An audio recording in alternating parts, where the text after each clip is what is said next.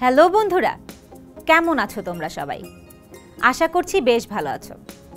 আমি অনিন্দিতা মৌ তোমাদের সবাইকে স্বাগত জানাই GoG8-এ।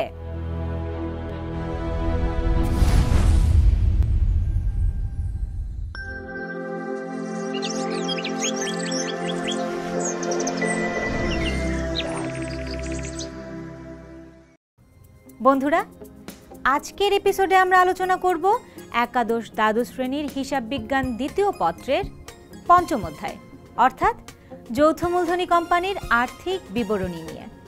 চলো তাহলে শুরু করা যাক। বন্ধুরা, তোমরা এসএসসিতে এবং এইচএসসির ফার্স্ট ইয়ারে হিসাব বিজ্ঞান প্রথম পত্রের দশম অধ্যায়ে আর্থিক বিবরণী সম্পর্কে পড়ে এসেছো। সেখানে তোমরা আর্থিক বিবরণীর অধীনে মোট 3টি অঙ্ক বা 3টি বিবরণী তৈরি করেছিলে। সেগুলো হচ্ছে বিশদ আয় বিবরণী, মালিকানা সত্ত্ব বিবরণী এবং আর্থিক অবস্থার বিবরণী।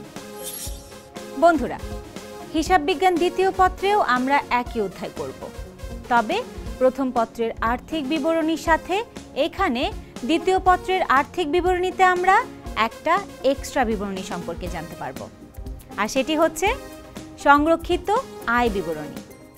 তাহলে আমরা হিসাব বিজ্ঞান দ্বিতীয় পত্রের এই অধ্যায়ে মোট কয়টি বিবরণী শিখব? 4টি। সেগুলো হচ্ছে বিশদ আয় বিবরণী, মালিকানা সত্ত্ব বিবরণী, সংরক্ষিত আয় বিবরণী এবং আর্থিক অবস্থার বিবরণী। বন্ধুরা, এই পর্যায়ে আমি তোমাদের সাথে এই অধ্যায় থেকে যেভাবে প্রশ্ন এসে থাকে সে প্রশ্নের প্যাটার্ন নিয়ে আলোচনা করব। তোমরা জানো, আর্থিক বিবরণী অধ্যায় থেকে সব সময় ক বিভাগে 2টি করে প্রশ্ন আসে, যার 2টি প্রশ্নের উত্তর দেয়া একেবারেই বাধ্যতামূলক। অর্থাৎ যদি কেউ এই ক বিভাগ থেকে একটি প্রশ্নের উত্তর দেয় তাহলে মোট 7টি সৃজনশীল প্রশ্নের উত্তর দিলেও তার 10 নাম্বার কাটা যাবে। বন্ধুরা, এই অধ্যায়ের 4টি বিবরণীর মধ্যে 2টি বিবরণী সাইজে একটু বড়, অর্থাৎ এই বিবরণীগুলো তৈরি করতে অনেক সময় লাগে। সেগুলো হচ্ছে বিশদ আয় বিবরণী এবং আর্থিক অবস্থার বিবরণী। যেহেতু সৃজনশীল প্রশ্নের উত্তর দেওয়ার জন্য পরীক্ষায় খুব কম সময় দেয়া থাকে, তাই প্রশ্নে এই 2টি বিবরণী সম্পূর্ণ করতে বলে না। বন্ধুরা, এই বিশদ আয় বিবরণীকে আমরা 2 ভাগে ভাগ করব। প্রথম ভাগ হচ্ছে মোট লাভ পর্যন্ত, আর দ্বিতীয় ভাগ হচ্ছে নিট লাভ পর্যন্ত। 2019 সালের এইচএসসি পরীক্ষার কথাই ধরি। এখানে 8টি বোর্ডে এই অধ্যায় থেকে মোট 16টি প্রশ্ন এসেছে। এই 16টি প্রশ্নের মধ্যে মোট লাভ পর্যন্ত করতে বলেছে মাত্র 4টি প্রশ্নে। বন্ধুরা, অন্যদিকে প্রশ্নে মোট লাভের উত্তর দেয়া আছে, কিন্তু নিট লাভ পর্যন্ত করতে বলেছে 7টি প্রশ্নে।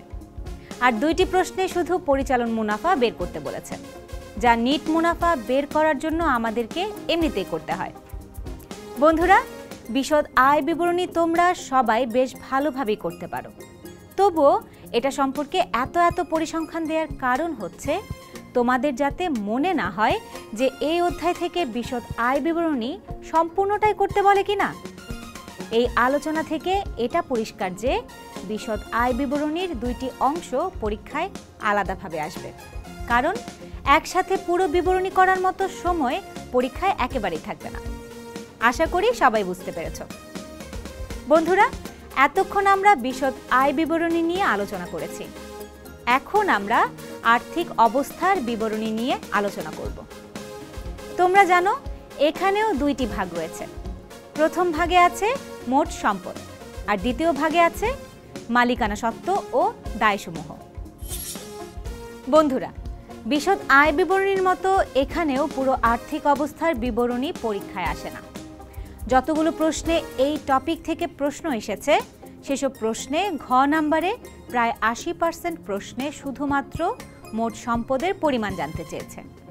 তাছাড়া বাকি 20% অর্থাৎ কিছু প্রশ্নে মালিকানা সত্ত্ব ও দায়ের পরিমাণ জানতে চেয়েছে। সুতরাং কোনো প্রশ্নে আমাদের বেশি ফোকাস দিতে হবে তা সহজেই আমরা অনুমান করতে পারছি। অন্যদিকে আমাদের কাছে আরও 2টি বিবরণী আছে। সেই 2টি বিবরণী হচ্ছে মালিকানা সত্ত্ব বিবরণী এবং সংরক্ষিত আয় বিবরণী। তোমরা মনে রাখবে, যত পরীক্ষা অনুষ্ঠিত হয়েছে তার প্রায় সবগুলো পরীক্ষায় মালিকানা সত্ত্ব বিবরণী তৈরি করতে হয়েছে। মাত্র 3টি পরীক্ষায় সংরক্ষিত আয় বিবরণী করতে বলেছে। বন্ধুরা, সুতরাং বুঝতেই পারছো, সংরক্ষিত আয় বিবরণী আমাদের জন্য লেস ইম্পর্টেন্ট। কিন্তু তার মানে এই নয় যে এটা আমরা শিখব না, বরং আমাদেরকে এটাই ভালোভাবে শিখতে হবে। এর কারণ হচ্ছে এই টপিকটা আমাদের কাছে সম্পূর্ণ নতুন। বিগত কোনো ক্লাসে আমরা এই বিবরণী একেবারেই করিনি। বন্ধুরা, তাই চলো শুরুতে জেনে নেই সংরক্ষিত আয় বিবরণী কাকে বলে। তার আগে প্রথমে তোমাদেরকে জানতে হবে সংরক্ষিত আয় বা অবন্টিত আয় কাকে বলে। তোমাদেরকে জানিয়ে রাখতে চাই, প্রত্যেকটা কোম্পানি প্রতি বছর যেই পরিমাণ টাকা লাভ করে সেই লাভের পুরোটা কোম্পানির মালিক বা শেয়ার হোল্ডারদের মাঝে ভাগ করে দেয় না। তাদের লাভের বা আয়ের কিছু অংশ পরবর্তী বছরগুলোর জন্য জমা করে রাখে।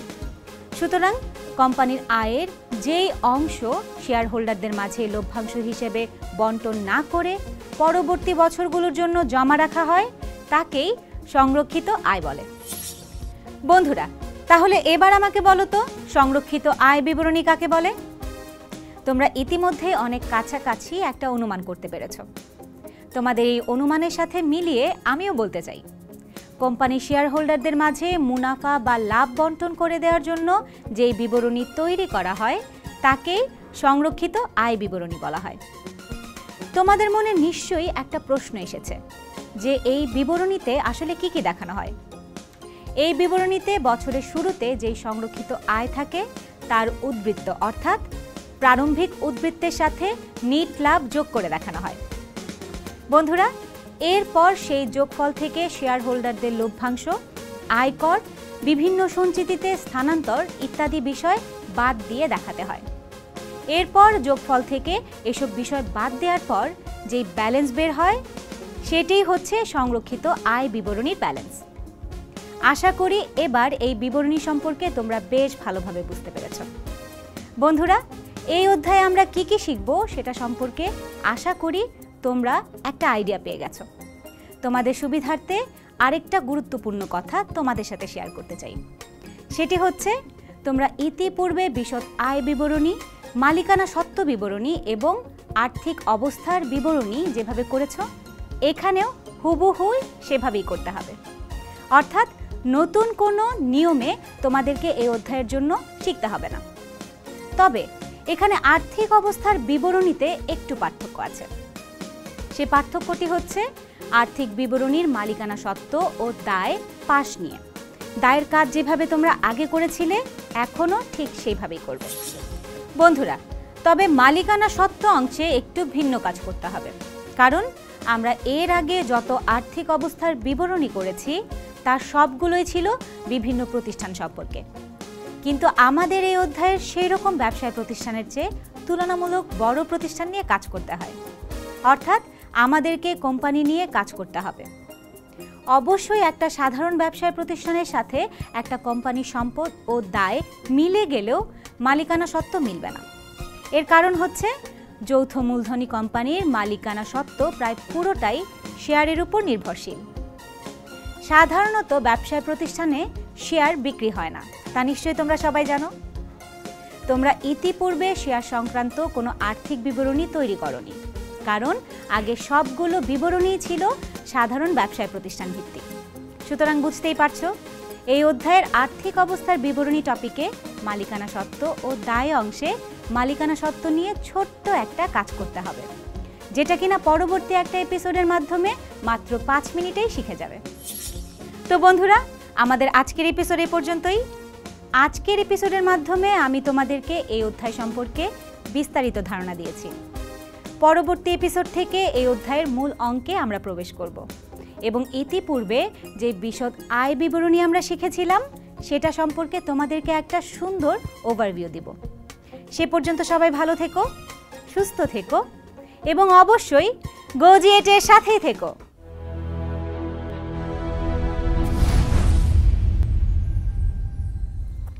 বন্ধুরা, আজকের এপিসোড থেকে আমরা যে গুরুত্বপূর্ণ বিষয়গুলো জানলাম, চলো সেগুলোর কিছু নোটস দেখে আসি।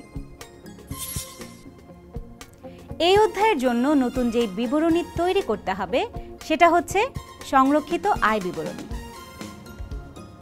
পরীক্ষায় সাধারণত সংরক্ষিত আয় বিবরণী তেমন একটা আসে না। কোম্পানির আয়ের যে অংশ শেয়ার হোল্ডারদের মাঝে লভ্যাংশ হিসেবে বন্টন না করে পরবর্তী বছরগুলোর জন্য জমা রাখা হয় তাকেই সংরক্ষিত আয় বলে। সংরক্ষিত আয় বিবরণীতে নিট লাভ, লভ্যাংশ, সঞ্চিতি তহবিলের স্থানান্তর, আয়কর ইত্যাদি বিষয় নিয়ে আলোচনা করা হয়।